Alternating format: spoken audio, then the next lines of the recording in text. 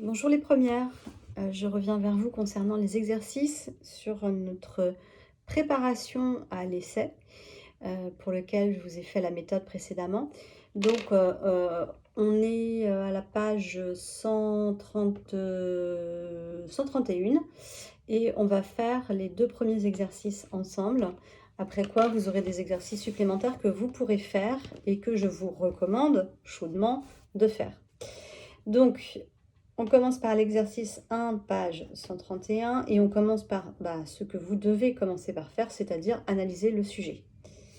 Alors, pour analyser le sujet, donc on repère les mots-clés, on essaye de reformuler la problématique, la question, et on rédige une phrase qui va donner votre point de vue personnel sur le sujet.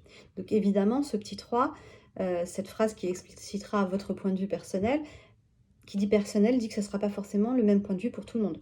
D'accord ? Alors, le sujet. La littérature d'idées, et notamment la presse écrite, contribue-t-elle selon vous efficacement à la réflexion sur le monde et la société? Vous répondrez à cette question en vous appuyant sur le texte dont vous avez fait la contraction, mais aussi sur l'œuvre étudiée en classe, ainsi que sur votre connaissance personnelle de la presse écrite. Alors, si on regarde les mots-clés, on a littérature d'idées, mais surtout presse écrite.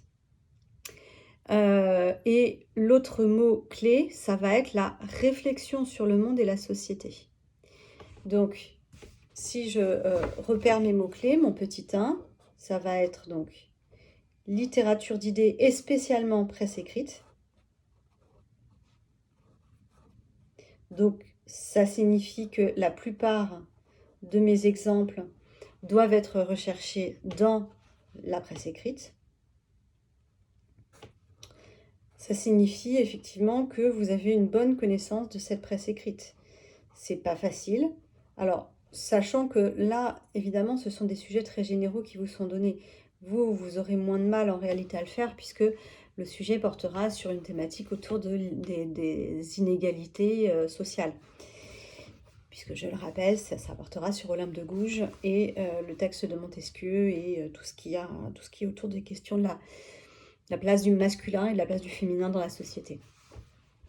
Donc, nos mots-clés, littérature et d'idées, presse écrite et réflexion, deuxième mot-clé, sur le monde et la société.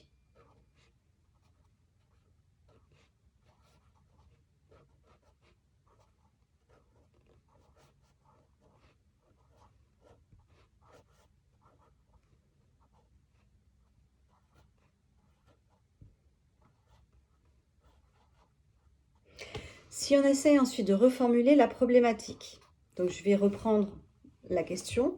La littérature d'idées et notamment la presse écrite contribue-t-elle selon vous efficacement à la réflexion sur le monde et la société? Qu'est-ce que ça veut dire? Ça veut dire qu'on va se demander si la littérature d'idées, en particulier donc cette presse écrite, va nous permettre de nous questionner sur le monde qui nous entoure, sur la société qui est la nôtre, et peut-être de changer notre point de vue sur la société qui est la nôtre. Donc, si j'essaie de reformuler, je vais le mettre sous forme de question très basique. Est-ce que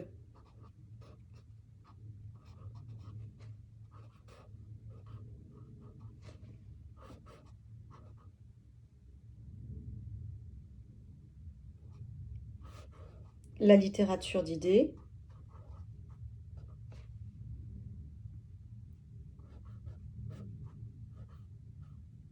ou je pourrais dire aussi, si je veux être plus précise, puisque le sujet m'invite à vraiment réfléchir plus particulièrement sur la presse écrite, comme l'indique la toute fin du sujet, ainsi que votre connaissance personnelle de la presse écrite.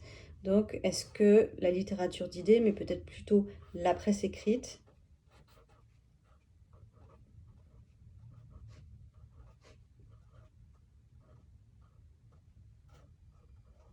nous permet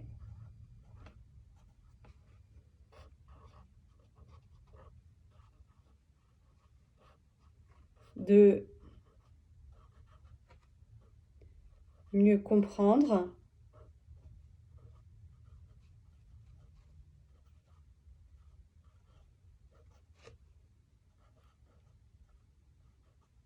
de mieux, peut-être, de changer notre vision du monde qui nous entoure.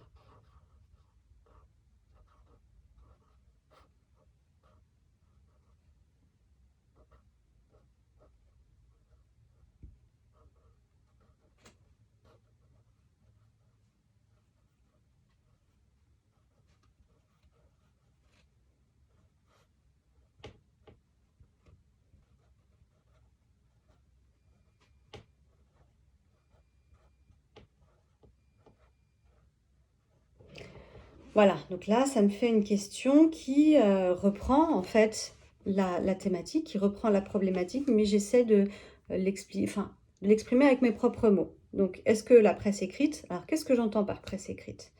Est-ce que j'entends simplement des journaux tels quels, ou est-ce que je peux prendre en considération la presse écrite, par exemple, à travers les journaux en ligne? Ça peut aussi, voilà, il faut bien voir ce qu'on entend par presse écrite. Donc, on va se poser la question, la presse écrite, est-ce que c'est seulement les journaux traditionnels, on va dire, hein, les journaux comme Le Monde, Libération, euh,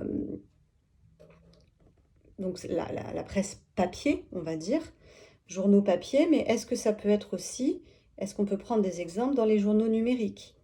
Donc, ça implique que là aussi, vous ayez une connaissance au-delà au-delà de TikTok et Snapchat, qui ne sont pas des journaux, je le rappelle. Euh, je comprends que vous puissiez aimer, hein, mais c'est pas le sujet ici. Est-ce que vous avez déjà consulté des journaux en ligne? Sachez que c'est pas difficile, entre guillemets, de vous renseigner là-dessus. Déjà, pourquoi? Parce que vous avez le site de l'AFP, c'est-à-dire l'agence France Presse, qui sur Internet fait défiler des bandeaux, un petit peu comme sur BFM TV, mais qui fait défiler des bandeaux en donnant des informations brutes, très neutres, très objectives. Par ailleurs, vous avez accès à des articles entiers de journaux voilà, vous allez sur le site du journal Le Monde ou sur le site qui est réputé pour être un journal sérieux, le site du Parisien, le site, je sais pas, de journaux plus satiriques comme Le Canard enchaîné ou Libération ou Charlie Hebdo, ou enfin voilà, il y a énormément de presse écrite à laquelle on peut accéder maintenant grâce au numérique. Donc, je vous invite à ouvrir vos esprits un petit peu parce que je trouve que d'une manière générale, vous êtes assez peu soucieux du monde qui nous entoure et des faits de société, des faits politiques qui ont pourtant un impact réel sur notre quotidien. Donc, personnellement, si je dois rédiger une phrase qui expliquera mon point de vue personnel sur le sujet, ben, je vais dire que pour moi, oui, selon moi, la presse a un rôle à jouer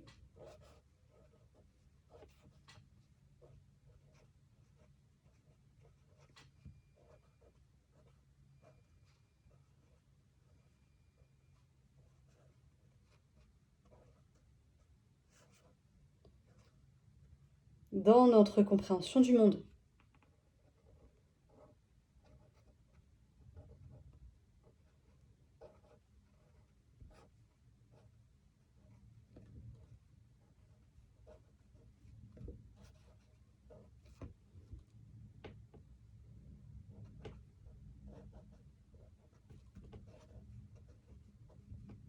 Ça, c'est mon idée à moi. Vous pourrez très bien me dire que pour vous, la presse écrite n'est pas efficace pour réfléchir sur le monde, pour mieux le comprendre, pour mieux éventuellement changer la vision du monde qui nous entoure. Peut-être un de vos arguments sera peut-être justement d'expliquer que de nos jours, la presse écrite, ce n'est plus le transport, le moyen de diffusion de l'information qui est le plus utilisé. En effet, on informe beaucoup actuellement par l'image et non plus par la presse écrite avec des articles écrits de manière traditionnelle. Donc, vous pouvez avoir une opinion différente de la mienne. ça pose aucun problème. Simplement, bon, donc il faut la justifier en disant qu'effectivement, aujourd'hui, la presse écrite est de moins en moins lue, les journaux traditionnels connaissent un déclin, que le règne de l'image est prépondérant aujourd'hui, que peut-être que les jeunes générations qui sont peut-être les plus... qui ont peut-être le plus de responsabilités finalement dans le monde qui nous entoure et qui va les entourer, sont moins sensibles aux écrits parce qu'ils lisent moins d'écrits tout simplement. Ils sont moins familiers avec l'écrit et que pour eux, la meilleure façon de changer le regard sur le monde, ce sera des images, ce sera des reportages avec voilà, des commentaires, mais pas de la presse écrite proprement dite. Voilà, donc ça c'était pour la première, l'exercice 1. Dans l'exercice 2, on vous demande de rechercher des idées.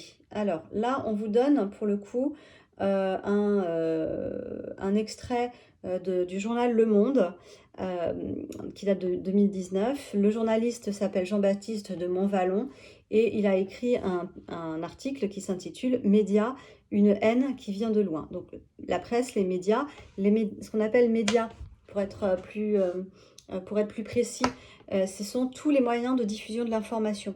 Ça peut être la presse écrite, ça peut être des podcasts, ça peut être des articles en ligne, ça peut être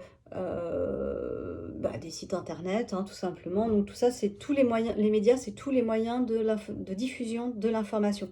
Ça peut être la radio aussi, éventuellement, hein, quand on écoute la radio, ça peut être la télé aussi, quand on écoute les informations télévisuelles. Donc, dans cet exercice 2, on nous demande de repérer dans le texte les éléments de réponse apportés par l'auteur à la problématique du sujet de l'exercice 1, c'est-à-dire savoir si la littérature d'idées, la presse, nous permet de mieux comprendre le monde qui nous entoure.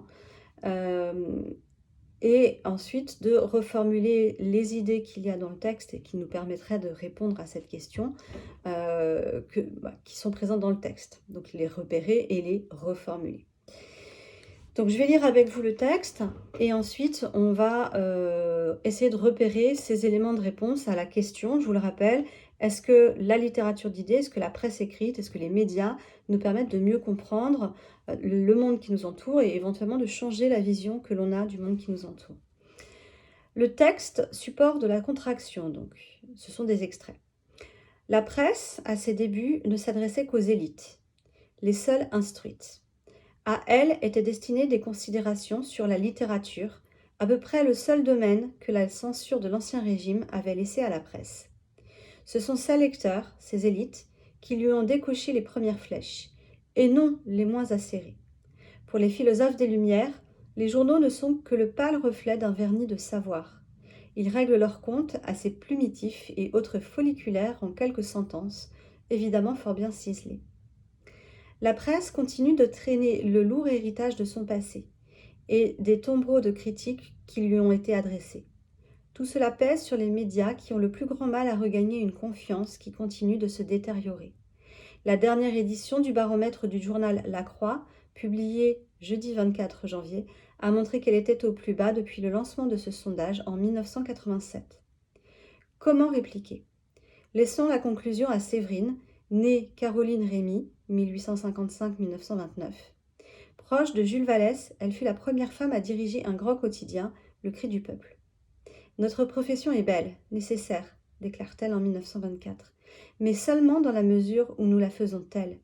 Résister aux puissances d'argent qui nous oppriment, résister aux engouements publics, résister aux directeurs de journaux, résister à vous-même, aux inévitables déformations qui sont le fait du métier, au succès, à certaines griseries.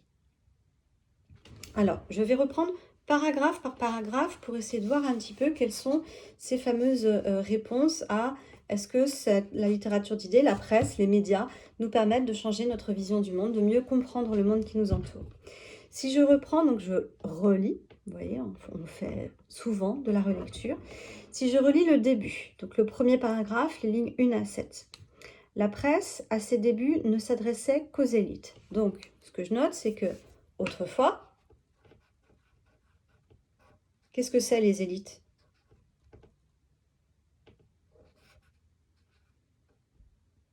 Les élites, c'est ceux qui dirigent, hein, c'est ceux qui ont le pouvoir. Donc, autrefois, presse,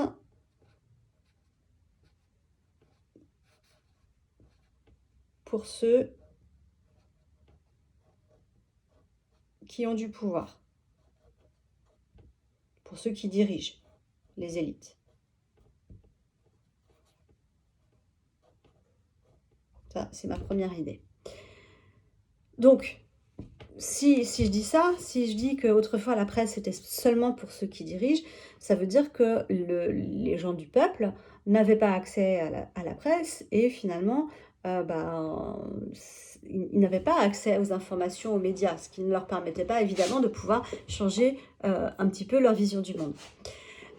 Donc les seules instruites, donc presse pour ceux qui dirigent, sont instruits, donc qui ont déjà une capacité de compréhension du monde qui dépasse celle des gens du peuple qui, eux, malheureusement, sont astreints à tellement de travail qu'ils n'ont pas le temps, en fait, hein, de s'occuper de lire des journaux. À elle étaient destinées des considérations sur la littérature, à peu près le seul domaine que la censure de l'Ancien Régime avait laissé à la presse. Donc, la presse, pour ceux qui dirigent et sont instruits, ne portait que sur des questions littéraires, jamais sur des questions économiques ou politiques. Pourquoi? Parce que sinon, il y a la censure. Dès qu'on dit quelque chose qui ne va pas dans le sens de ceux qui dirigent, hein, en particulier dans l'Ancien Régime, les rois, eh bien, tout ça passait à la trappe. Donc, autrefois, la presse et pour ceux qui dirigent sont instruits, et le sujet unique, c'est la littérature. Tous les autres sujets sont balayés parce qu'il ne faut pas parler de politique, il ne faut pas parler de questions sociales, il ne faut pas parler de religion. Donc, la presse a finalement très peu de marge de manœuvre. Je continue. Ce sont ces lecteurs, ces élites, qui lui ont décoché les premières flèches et non les moins acérées. Pour les philosophes des Lumières, les journaux ne sont que le pâle reflet d'un vernis de savoir. Ils règlent leur compte à ces plumitifs et autres folliculaires en quelques sentences, évidemment fort bien ciselés. Donc, on passe du vrai autrefois, donc l'Ancien Régime, au XVIIIe siècle, avec l'époque des Lumières.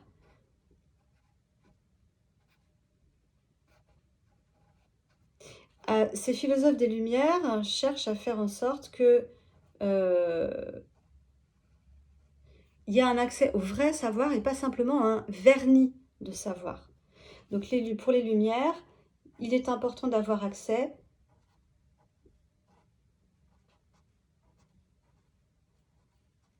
à un savoir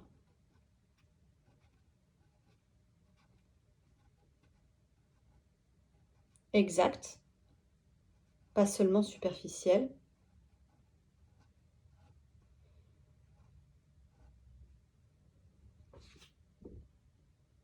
Donc un savoir exact et dans des domaines, dans tous les domaines, pas seulement le domaine de la littérature, mais aussi les domaines politiques, religieux, sociaux. C'est d'ailleurs ce qui va mener, hein, vous le savez, à la Révolution française. C'est parce que les auteurs vont demander à avoir de plus en plus de liberté et que leurs idées vont pouvoir se diffuser dans les couches les plus basses de la société. Donc ça, c'est mon premier paragraphe. D'accord? Oups là. Mon premier paragraphe, voilà ce qu'il dit. J'ai donc fait à la fois j'ai donc à la fois relevé les idées qui étaient dans le texte et en même temps, je les ai reformulées de manière à ce qu'elles soient plus claires pour ceux qui... Ah, zut. Voilà. Je les ai en même temps reformulées de manière à ce qu'elles soient compréhensibles pour moi. Si je prends maintenant, hop, le deuxième paragraphe. La presse continue de traîner le lourd héritage de son passé. La presse continue. Donc là, on a un verbe au présent. D'accord? Donc, on est à aujourd'hui, de nos jours.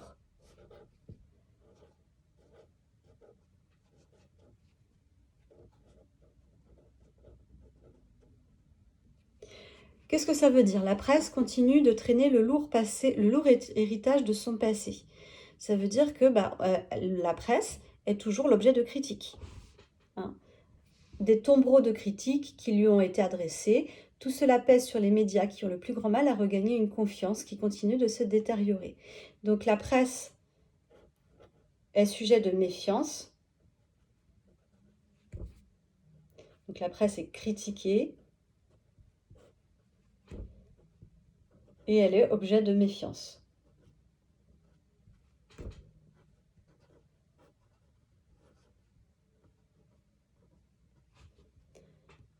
Et c'est vrai que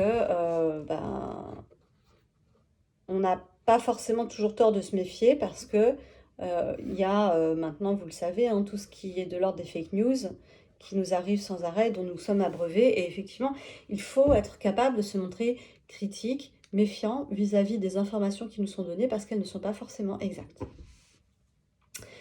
La dernière édition du baromètre du journal La Croix, publiée jeudi 24 janvier, a montré qu'elle, c'est-à-dire la confiance dans les médias, était au plus bas depuis le lancement de ce sondage en 1987. Donc là, on a un exemple concret. Ça, je peux le mettre de côté parce que, pour le coup, voilà, ce n'est qu'un exemple et je ne vais pas reprendre le même exemple que le texte. Troisième paragraphe, comment répliquer? Laissons la conclusion à Séverine, née Caroline Rémy en Rhin. Proche de Jules Vallès, elle fut la première femme à diriger un grand quotidien, Le Cri du Peuple. Et qu'est-ce qu'elle nous dit, donc, cette Séverine? Comment répliquer, comment réagir et redonner confiance dans la presse? Comment réagir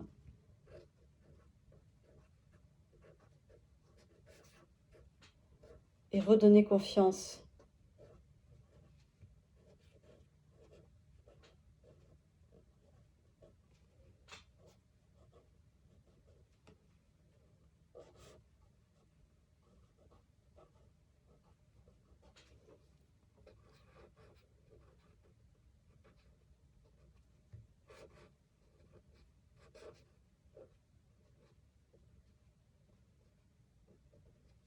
et cette fameuse Séverine,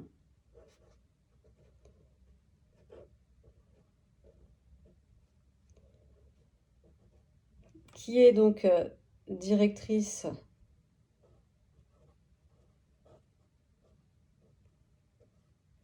du journal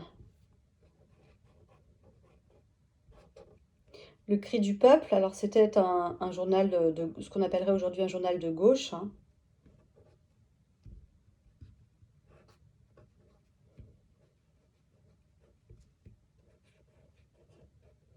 Et donc, on va essayer de récapituler avec nos propres mots ce qu'elle nous dit. Notre profession est belle, nécessaire, déclare-t-elle en 1924, mais seulement dans la mesure où nous la faisons telle, c'est-à-dire seulement dans la mesure où nous faisons que notre profession soit belle et nécessaire. Résister aux puissances d'argent qui nous oppriment, résister aux engouements publics, résister aux directeurs de journaux, résister à vous-même, aux inévitables déformations qui sont le fait du métier, au succès, à certaines griseries. Autrement dit, son idée, c'est que pour être un bon journaliste, il faut être capable de résister à toutes sortes de tentations. En particulier, ceux qui vont payer pour faire diffuser des informations. Autrement dit, il est très important que la presse reste libre. Ça, c'est quelque chose qui est super important.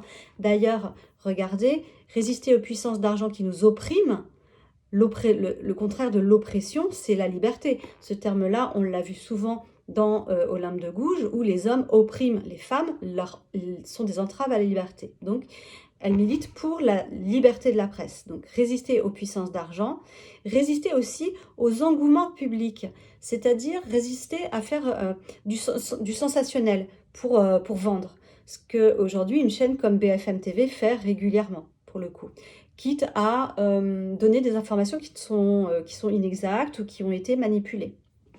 Donc, première chose, liberté de la presse, qui doit donc être indépendante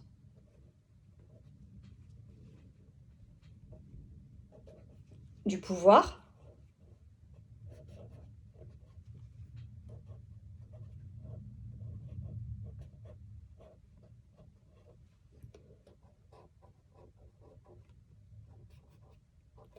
deuxième chose, ne pas chercher à faire dans le sensationnel pour plaire au public.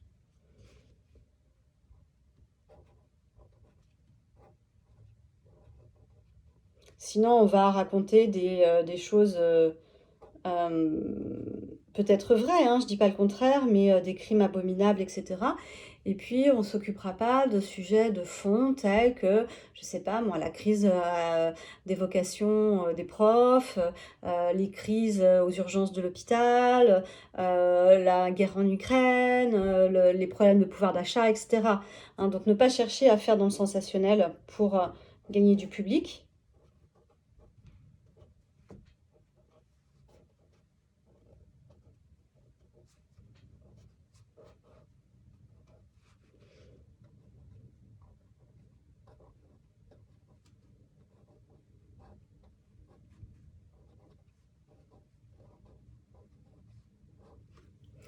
Ensuite, ce qu'elle nous dit, c'est résister résister aux engouements publics, résister aux directeurs de journaux.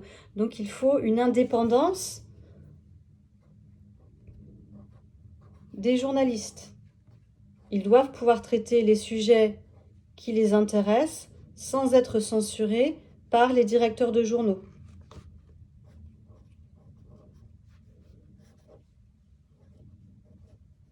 Et puis, elle termine en expliquant qu'il faut aussi que les journalistes résistent à eux-mêmes, aux inévitables déformations qui sont le fait du métier, au succès, à certaines griseries. Donc, les journalistes doivent garder la tête froide, rester objectifs, en quelque sorte, hein, c'est ce qu'elle demande.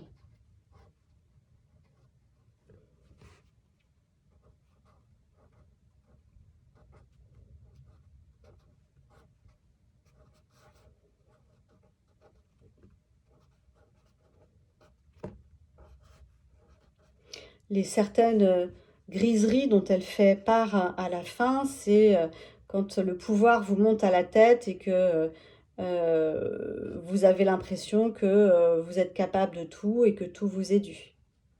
Donc les journalistes doivent garder la tête froide et rester objectifs. Donc tout ça, ce sont effectivement des conditions qui font que la presse pourrait être un moyen d'informer sur le monde qui nous entoure et éventuellement de changer la vision du monde, du monde qui nous entoure. Moralité, vous voyez qu'en travaillant précisément sur chacun des paragraphes, je suis arrivée à faire une petite synthèse de tout ce qui était dit dans le texte, et c'est à partir de cette synthèse que je vais pouvoir rédiger finalement mon essai. Donc, ou du moins rédiger une partie de mon essai, hein, montrer que la presse écrite peut permettre de mieux comprendre et de changer notre vision, de changer notre vision du monde, mais votre deuxième partie, sans doute, montrera que tout ça, c'est quand même sujet à un certain nombre de limites. C'est-à-dire que oui, la presse peut nous ouvrir au monde, mais premièrement, savoir que ça n'a pas toujours été le cas, puisque autrefois, la presse était uniquement pour les élites et portait uniquement sur la littérature, que même de nos jours, la presse reste l'objet de critiques, et comment on peut réagir pour redonner confiance en la presse, donc en reprenant les arguments de Séverine. Voilà, et vous pourriez mettre dans une première grande partie ce que moi je pense d'un point de vue, enfin, d'un premier abord, hein, la réponse que j'ai donnée à l'exercice 1, la question 3, pour moi, la presse, elle a un rôle à jouer dans notre compréhension du monde, et plus particulièrement, effectivement, dans la compréhension de la géopolitique, par exemple, que l'on peut avoir, mais aussi la compréhension des sciences.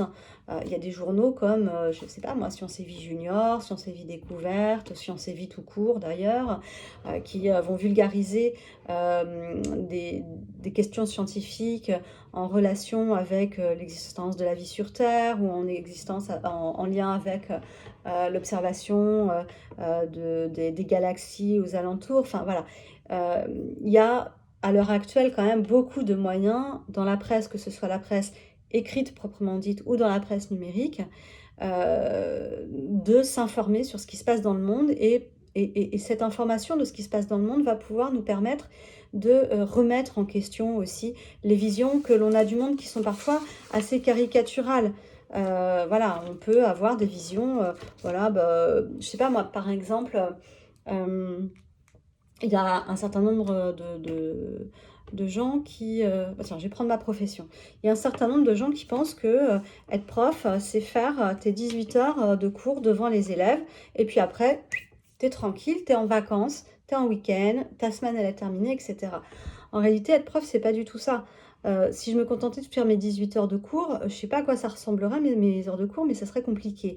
Parce que en amont, il faut évidemment que je prépare mes cours. Donc, pour pouvoir préparer mes cours, il faut que je lise les textes que je vais vous faire étudier, que moi-même, je produise leur analyse, que je lise un certain nombre d'ouvrages critiques en relation avec ces textes, que je complète mes lectures avec d'autres lectures annexes. Donc ça, c'est le travail de préparation proprement dite, que je réfléchisse aussi à la manière dont je vais organiser mes cours, comment je vais intercaler mon cours de grammaire, par exemple, etc. Et puis, ce qu'on ne voit pas aussi derrière, c'est toutes les corrections. Là, les petits films que je suis en train de faire, ça ne fait pas partie, entre guillemets, de mon temps de travail. Je le fais quand même parce que je sais que j'ai besoin de garder un contact avec vous et que pour vous aussi, a priori, c'est ce qu'on a vu au moment du confinement, c'est important de garder aussi un contact avec vos profs. Donc, on ne voit pas non plus tout le travail qui est fait quand on va corriger les copies et qu'on va fournir soi-même un corrigé type. On ne voit pas aussi que, en français par exemple, le programme de première va changer pour partie chaque année, et donc que chaque année, il faudra relire au minimum les 3 livres qui sont proposés au programme, au nouveau programme, faire le choix du livre en question, et puis après, beaucoup travailler sur le livre en question et sur tout ce qui l'entoure, tout ce qui a pu être dit autour de ce livre-là. Et en réalité, ça représente un travail qui est largement supérieur aux 35 heures semaine que font les employés. Et il faut penser que, par exemple, en ce qui me concerne, le mois de juillet, je suis entre guillemets en vacances. Je suis en vacances à peu près aux alentours du 12 de juillet, puisque je corrige le bac, accessoirement aussi. Et je reprends le chemin des cours, entre guillemets, la première semaine du mois d'août, parce que il faut que je prépare mes nouvelles œuvres. Donc en fait, j'ai pas beaucoup plus de vacances que les gens qui sont dans le privé. Et puis le problème de notre métier, c'est qu'il n'y a pas de frontière finalement entre le moment où on est au boulot, le moment où on est à la maison, parce qu'à la maison, faut corriger les copies. Et ça, parfois, il s'avère que les conjoints ont du mal à l'accepter. Donc voilà, moi je vous dis, voilà, la vie d'un enseignant, on pourrait s'imaginer que c'est ça. Et en réalité, quand on fait des enquêtes, quand on va interroger les enseignants, quand on va les suivre, on va se rendre compte, et la presse va s'en faire l'écho, que être prof, ce n'est pas que faire ses 18 heures face aux élèves. Voilà, donc ça c'est un exemple très concret, mais il peut y en avoir plein d'autres, hein. Je ne sais pas moi, le traitement qu'on peut avoir d'une information aussi dramatique que la mort d'un jeune dans une course-poursuite avec la police. Il faut pour ça avoir pas seulement le son de cloche des témoins ou de la police ou d'une tierce personne, il faut pouvoir avoir accès à une information complète pour pouvoir se faire une véritable idée et ne pas aller dans la caricature, ne pas chercher à enfin, les choses sont toujours plus complexes en réalité que ce qu'elles apparaissent. Et ça, le fait de pouvoir se documenter, d'aller lire de la presse régulièrement, et différents types de presse surtout, eh bien, ça nous permet de recadrer, de mieux comprendre en réalité ce qui se passe, ce qui se joue, bah, d'éclairer un petit peu nos esprits. Voilà, je reviens vite vers vous pour cette fois la dernière partie de notre travail qui consistera donc à rédiger l'essai. Et là aussi, hein, je vous encourage à envoyer des exercices qui sont dans le manuel numérique sur le Médiacentre. S'il vous plaît, faites-le, c'est vraiment dans votre intérêt. Voilà, je vous souhaite une bonne journée et je vous retrouve sans doute tout à l'heure. Au revoir.